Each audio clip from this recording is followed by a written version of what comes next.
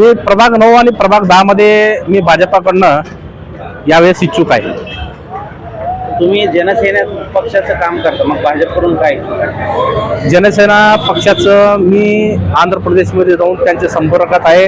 सध्या त्यांचं आदर राज्यामध्ये कुठलाही राजकीय व्याप्तीचा त्यांचा विचार सध्या नाही.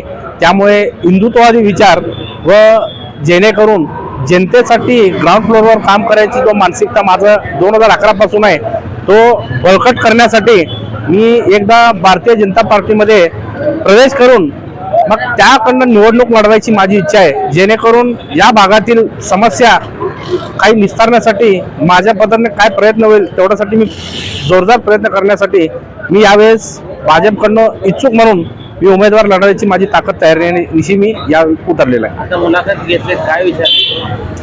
मुलाखतीमध्ये ते एकूण प्रभागाची रचना, प्रभागाची आराखडा, प्रभागामध्ये एकूण मतदाराची संख्या आणि आम्ही काय करणार, जर सपोज उमेदवारी नाही दिल्यास काय करणार, निष्ठावंत राहणार का, याबाबत मी त्यांना योग्य उत्तर दिलेलं आहे. त्यांनी मला शुभेच्छा दिल्या आहे.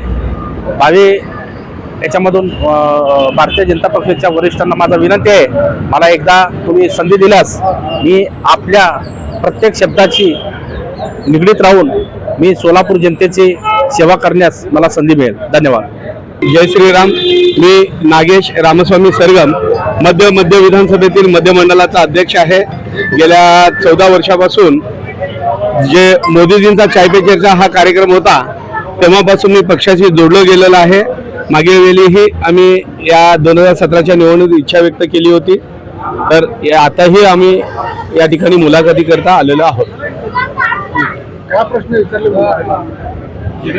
पक्षासाठी आपण काय कार्य केलं आणि कशा पद्धतीने संघटनात्मक आपण काम करताय याविषयी चौकशी झाली. प्रभागाविषयी आणि प्रभागातील विविध समस्याविषयी त्या ठिकाणी मुलाखतीत विचारण्यात आलेला आहे.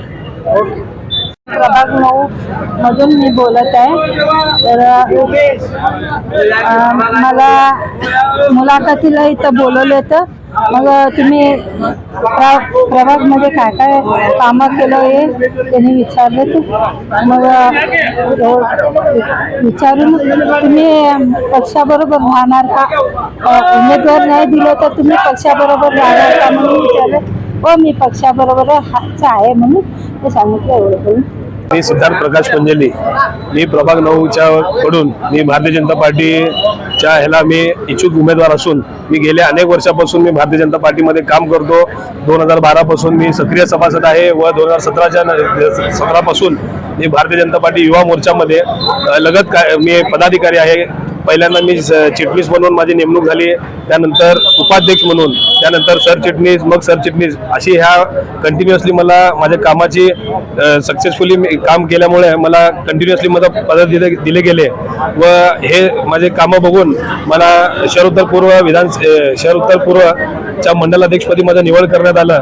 गेल्या अनेक वर्षांपासून प्रभाग 9 मध्ये हा वडार समाज हा जास्त संख्येमध्ये असून पण तेथील भारतीय जनता पार्टीने कधीही वडार समाजाला उमेदवारी दिलेली नाही. तर मी एक वडार समाजाचा शहराध्यक्ष असून मी भारतीय जनता पार्टीला विनंती करतो की ह्या वेळेस वडार समाजाला न्याय द्यावा व मला संधी द्यावा. जेणेकरून मला संधी मिळाल्यास मी चांगलं काम करून आणि प्रभागाच्या विकासावर लक्ष देईन. गटर वॉटर मीटर हे तर करणारच आहे.